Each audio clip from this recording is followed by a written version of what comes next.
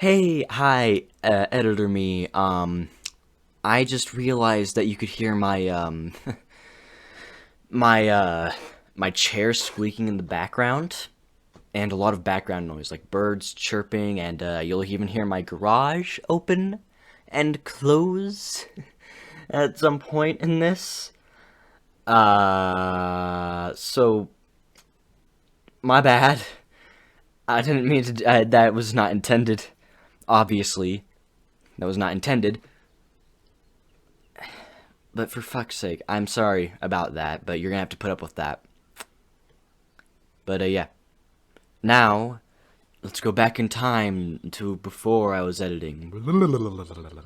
Alright, alright. I decided, I would, kind of just, I'm bad at talking. I think, I thought I would just kind of, rank the Fazbear Fright stories today. Out of all the 8 books, from Into the Pit to Gumdrop Angel. We're obviously going to be starting lowest to highest, because that's just kind of how things work, you know? That's what life is about. So, nonetheless, let's get started. But, before we begin, there are sections. There are 24 stories, so stories 24 to 23 are the stories that I would only read to save a life. Stories 22 to 20 are stories I would read if William Afton suggested them, or just anyone in general. 19 to 15 are the stories I'd read, just for fun. I didn't hate them. There was some stuff that could be better, but they were okay. And there are stories 14 to 7 are like, if it were to food, it'd be better than pizza, because pizza is amazing. And then stories 6 to 1, just God wrote them. I don't even believe in God, and he wrote them. So, let's get started. Coming in at number 24, in my opinion. Okay, this is all my opinion. Don't take any of this as fact. This is all just my personal opinion. So if you disagree with me, feel free to disagree with me. That's fine. So coming in at number 24 is He Told Me Everything. What even was this story? What was it? It was not only was it like boring, it was out there. It was so strange, not in a good way. There are a lot of stories that we'll get up to next who are like, they were strange. Yes, they were definitely strange. But they were at least good and not boring, but this one was boring and strange, not in a good way. It was way out there. Way out there, even for Five Nights at freaking Freddy's, the series that has to do with time-traveling ball pits as one of the stories. This is out there. So, clones just made from goo and teeth is so bleh. And, before you ask, yeah, I know I'm using PowerPoint. I don't know how to do things normally. But, yeah, 24, He Told Me Everything. Nah, no. 23, Dance With Me. The second story in Step Closer. It was better, but not too much better. It was just kind of boring, and, like, the stakes were confusing. So, like, if Ballora reached, Kelsey was her name? I can't remember. But if it reached the main character, if Ballora reached the main character, what were the stakes? What would happen if she reached Ballora, or if Ballora reached her? What? I like the concept of a thief, like, giving back and be like, hey, I'm sorry, that was a wrong thing of me to do, so have your stuff back.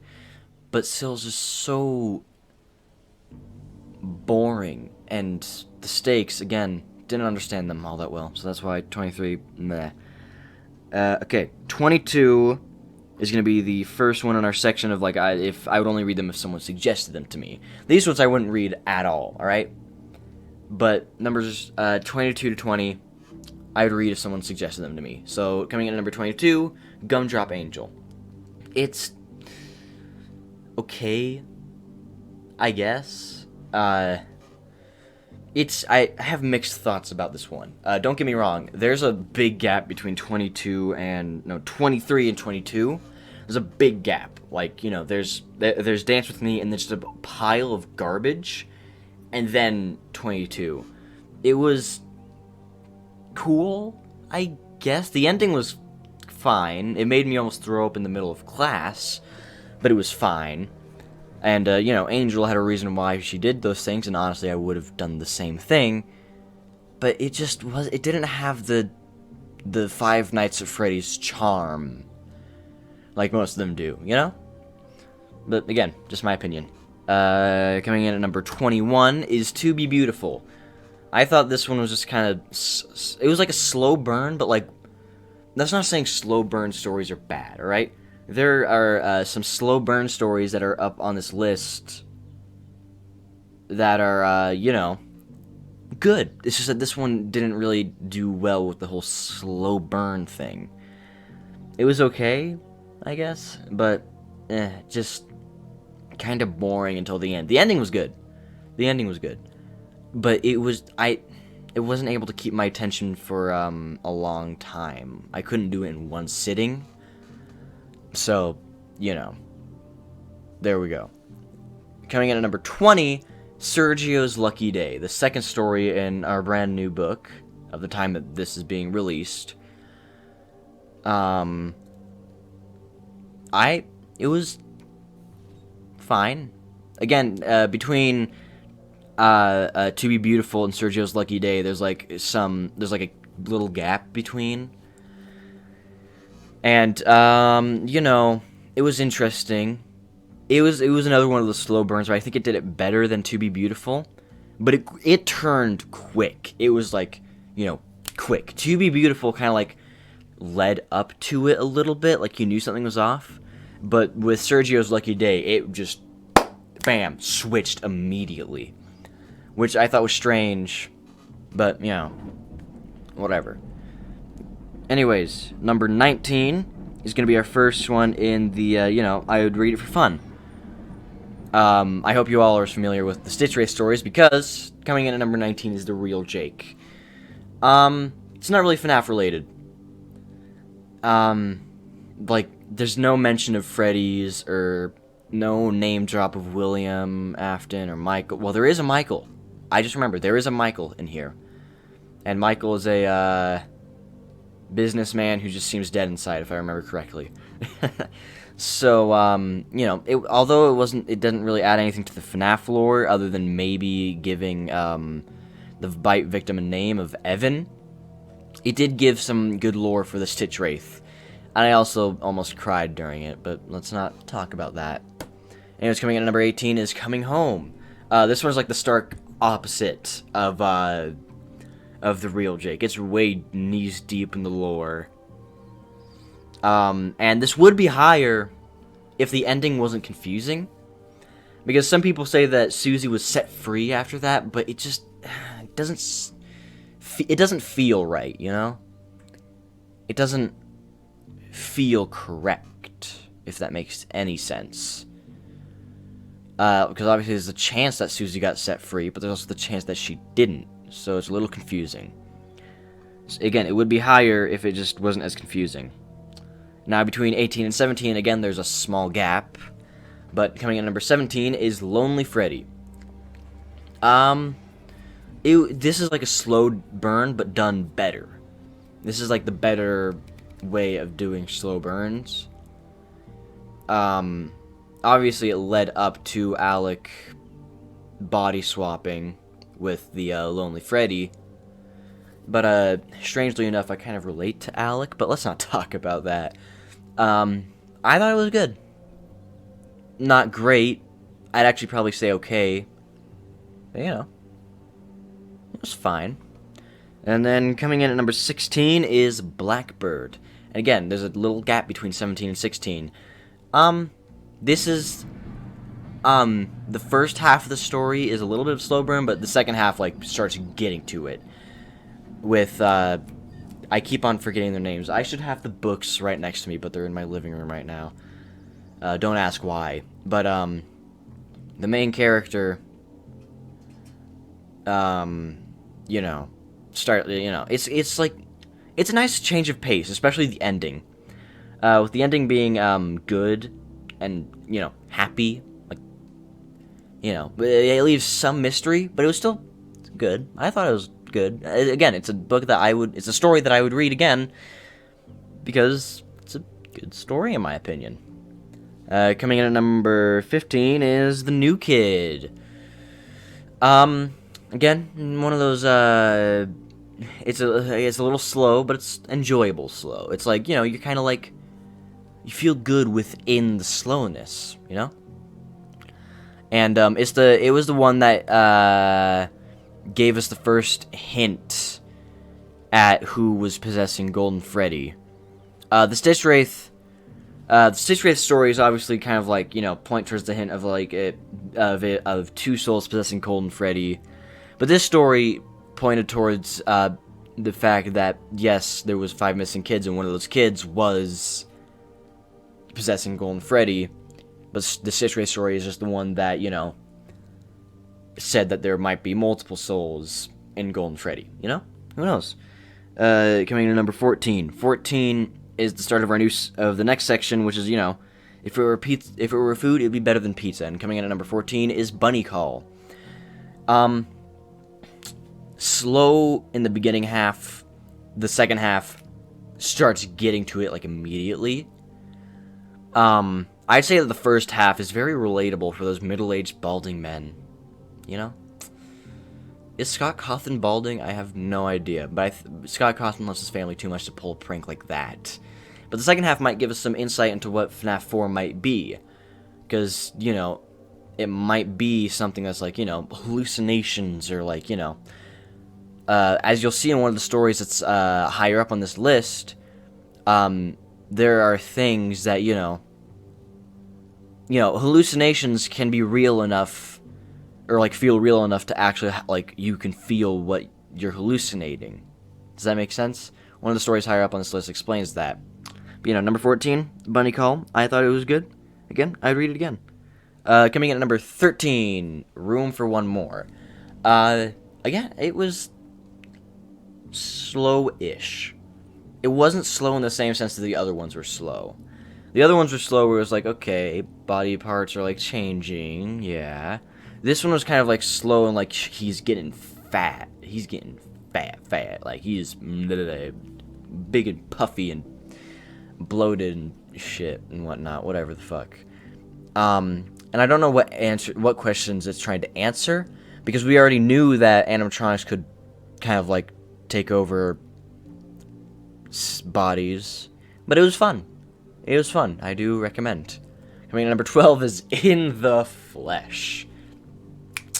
In the Flesh. A lot of people are gonna disagree with me, but I liked it because it was gross and deserved. Matt was supposed to be an unlikable jerk, so at the ending you didn't feel bad for him. And I liked it because it was gruesome. And I feel like Matt got what he deserved. He definitely got what he deserved.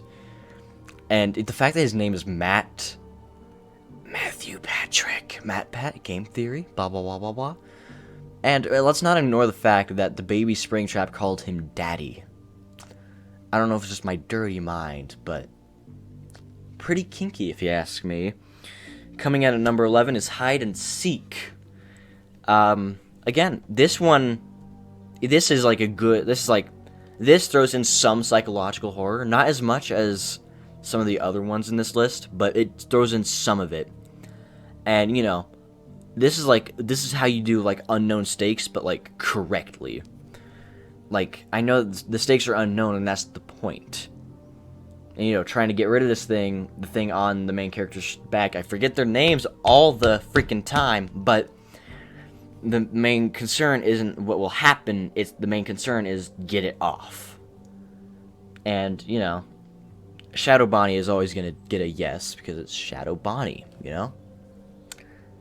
But yeah, that's Hide and Seek for you. Coming in at number 10 is The Cliffs.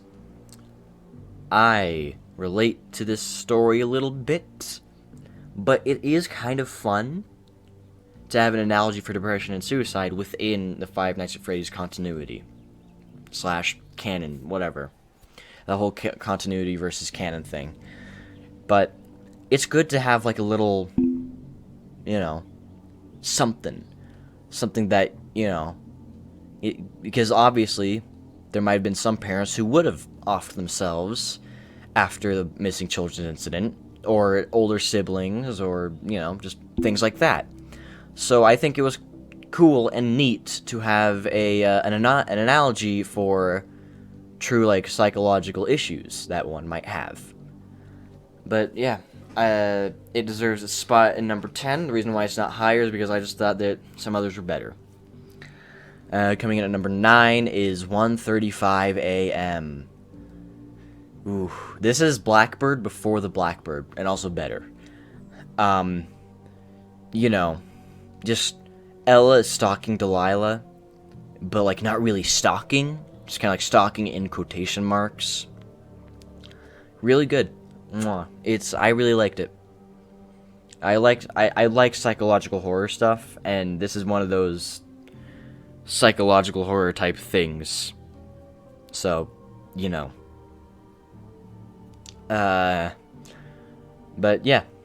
Coming in at number 9, 1:35 a.m. Coming in at number 8 is Fetch. What else can I say? It was suspenseful. It was nice and suspenseful. I feel for Fetch because he didn't know he was doing anything wrong.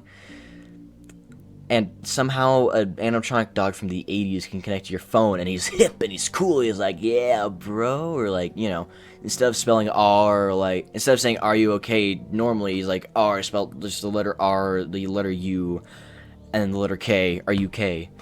Because he's hip and trendy with the trends. I'm pretty sure if Greg had kept him alive for much longer, he would have rickrolled him. I'm not joking, that probably would have happened. But, yeah. Fetch. Coming in at number 8. Coming in at number 7. Number 7, Count the Ways. Again, it's like, just like counting the ways someone could die. I liked that it, like, jumped back and forth between Millie being trapped in Funtime Freddy and, just, like, outside, like, in the actual, life before that. I liked that. I didn't find it really all that confusing because it, like, it neatly kind of, like, went from one to another. And, it also gives us a look at Funtime Freddy's sick and twisted mind, despite him being a robot. Meaning that, William Afton probably designed his things to be sick and twisted, just like him. Oh, dear Lord. Coming in at number 6, Out of Stock. Out of Stock is our first story in our last category. God himself wrote these ones. So, number 6, Out of Stock. I just like Plush Trap. I also thought it was fun, and I'm pretty sure this connects to In the Flesh. Pretty sure the two connect. I'm pretty sure that plush trap is the same as the baby spring shot that popped out of Matt's stomach. I'm pretty sure they are the same, but I really liked it. The ending was good. It was very badass. I keep on forgetting their names, but the main character handled Plush Trap magnificently with the whole juking out on the train tracks and Plush Trap getting run over by the train. I thought that was amazing. I really liked it. Coming in at number 5 is The Breaking Wheel. This is the only Fazbear's Fright story that isn't the first story in its book but still has a cover. And, this is like the best slow burn, because it's not like a boring slow burn. It's like a suspenseful slow burn. Like, you're like in the mind of the main character, who I forgot the fucking name of again. But I know the bully's name, Julius. I think it is. Yeah, Julius is the one that's in the an exoskeleton that's, contorted his body parts. But it was fun and very, very, like, gruesome, but, like, mentally gruesome. It was about, like, the main character, being scared of what might be on the outside and stuff like that. But, yeah, Breaking Wheel, coming in at number 5. Coming in at number 4 is Into the Pit, our very, very first Fazbear Fright story. It deserves number 4 because it gave us the date for the original missing children's incident, that date being 1985. And, you know, the whole lore of Five Nights at Freddy's is built around that incident. The whole lore, the whole storyline of Five Nights at Freddy's, before and after that event, is, you know, built around that event. Alright, Five Nights at Freddy's 4 and stuff like that, those are prequels to that event. It's to show what could have driven William Afton to madness, that he decided to murder a bunch of kids. There's a car outside and it won't shut the fuck up. That's beside the point. The point is, it gave us an actual date for what we were looking for, which is nice, and also, it's just fun. Oswald just having to pretend that Spring Bonnie is his dad is amazing. But now we're going into the top 3. Now, before we get into the top 3, I just want to say, remember, this is my opinion. If you disagree with me, that is fine, alright? This is just my opinion and how I feel from these stories. Coming in at number 3, Step Closer. Come on, it's about Foxy. Who doesn't love Foxy? Also, sorry for the low-res image, it was the only one I could find, but who doesn't love Foxy? Also, Mike Bro's confirmed. It's Mike Bro. Come on. It gave us that answer, that Michael Afton is the one in the Foxy mask, because of the gum chewing that was explored in the Freddy Files. So the gum chewing and the fact that he like bullies his little brother until it's kind of too late. In this case, it's too late for the main character that I forgot the name. I keep on forgetting the names of these main characters.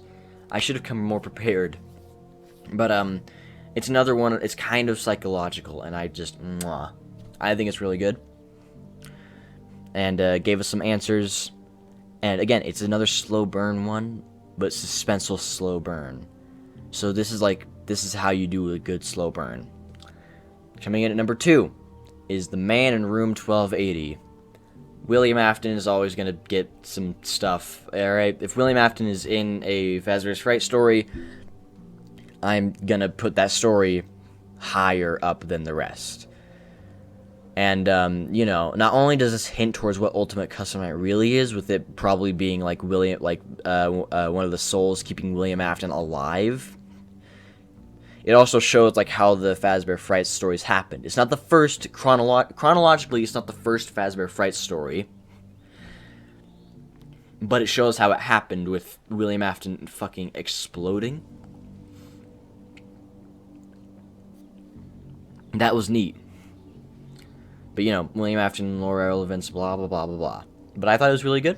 I really liked it. It was very entertaining to read. Now, coming in at number 1, my personal favorite story in the Fazbear's Frights books, What We Found, our latest story yet from Gumdrop Angel. Springtrap can literally murder a person without moving, alright? I'm 99% sure that Springtrap did not move from his original spot during that entire time. And he killed a guy. It was, you know, that's insane that he can do that. Just think about what he could do if he can, when he can move. When he does move, think about what he can do if he can kill a person without moving. That's amazing. Also, I'm pretty sure that Hudson is a stand-in for Michael Afton, and this just kind of proves more that Michael Afton is the Foxy Bro, the person in the Foxy mask. Because I feel like Hudson burning down his house with his shitty stepdad named Lewis, Daco Lewis, and his mom is, you know, a stand-in for Michael accidentally killing his little brother. In Hudson's case, it was not really all that much of an accident. But again, I still think it's a stand-in. And, you know, William Afton, Springtrap, you know, yeah, always going to be here. since it directly has to do with Springtrap, my favorite Five Nights at Freddy's character, obviously I'm going to be biased. And also, psychologically fucked up. It is one of the most fucked up stories. If it's not one of the most, it is the most fucked up story. With him being thrown back into his past, Springtrap doesn't even know who Hudson fucking is, and was able to do all of that. That is insane. He is, like, one of the most powerful horror movie characters ever. Not horror movie, just horror characters ever. But this is probably one of the most psychological ones. So yeah, what we found coming in at number 1. Now before I go, because there's only one of me right here, right now, I'd like to reveal to you some of my plans for the future. I'm gonna restart Five Nights at Freddy's 1. I'm gonna start from the beginning. And I'm going to complete nights 1 to 6 in FNAF 1. Same with FNAF 2, 1 to 6. Get both the good and bad ending in Five Nights at Freddy's 3. And, complete nights 1 through 6. Complete nights 1 through 7 in FNAF 4. Get both endings in Sister Location. Get multiple endings, maybe even all of them in Freddy Fazbear's Pizzeria Simulator. And then get all, and if not all, then at least most of the cutscenes in Ultimate Custom Night. I might do some of the 20/20 modes, but don't expect me to actually do well on those. I'm not sure yet, but I can't really do FNAF VR, sadly, because I don't have a VR headset. And when Security Breach is released, I will play it. And all of this, even this video, for Scott Cawthon.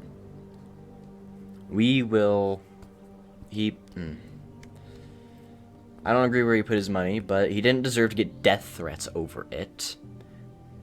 And I'm really hoping that the person he chooses to take over the franchise is good. I'm really hoping it, lives up to his legacy. It could be Steelwool. It could be one of the fan game creators. Who knows? As of recording this video, he has not made an announcement that I know of, at the very least. So, yeah. Mr. Cawthon, we will miss you. You've done so much good for us. You shaped my experiences as a child, as a young lad. I'm still technically a child, but that doesn't matter. I found this game out when Five Nights at Freddy's 2 was released, and I watched videos of it. My mom didn't really want me watching it. I found it out through Dan TDM playing that one Five Nights at Freddy's Minecraft mod. Like, the old one. It was Five Nights at Freddy's 1, and it was in Minecraft. I found out what Five Nights at Freddy's was through that. My mom didn't want me watching that, so from 2014, from, the ending of 2014 to the middle, the summer of 2017, for, almost, 3 years of its lifespan, I was not allowed to have any association with Five Nights at Freddy's. So I would have to go behind my parents' backs to watch videos of it. But I didn't really find the game scary. Yeah, sometimes they gave me a little jolt and stuff and blah. But I didn't get any nightmares or lasting effects from them. I did get caught once. Still went behind their backs. And then it came to July, I believe, and I told my parents, hey, this game franchise doesn't scare me. Alright? It doesn't scare me anymore. I'm not 8 years old anymore. I think I was 8 when the first game released.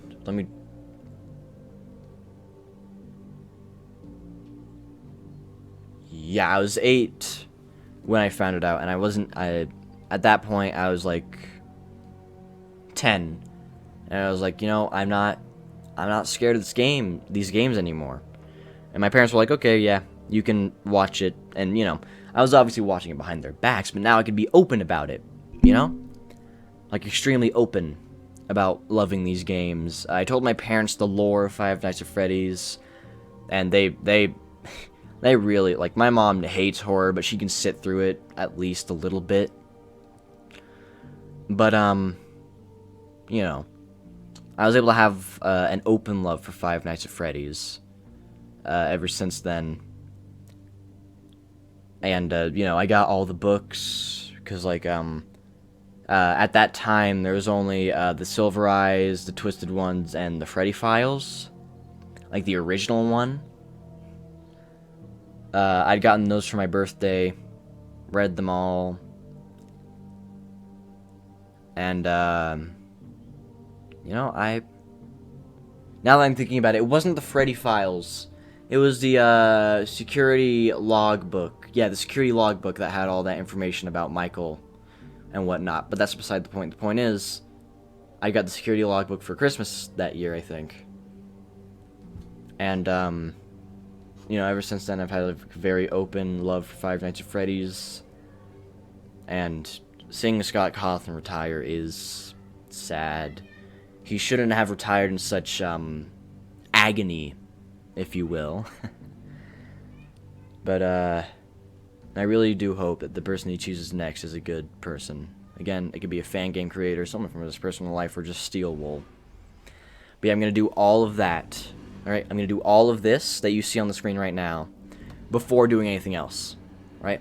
This one big section, I'm going to do all of that before I do any other videos, alright? I'm going to be an entirely Five Nights at Freddy's channel only. For a long time. Probably, maybe a year, because it takes me a long time to complete these games. But then after that, I'll return to Minecraft. And if I'm in like the middle of like Five Nights at Freddy's 4 when Security Breach is released, I will, you know, pause Five Nights at Freddy's 4 and then hop on Security Breach. And hopefully by then I'll have a way to record my PlayStation 4, because I want to play on my PlayStation 4 so that you won't have to hear my computer overheating in the background. But yeah, I really hope you all enjoyed. Again, I know I did this in PowerPoint. I'm not that good of a YouTuber, okay? I'm very new to this. But yeah, hope you all enjoyed. Goodbye.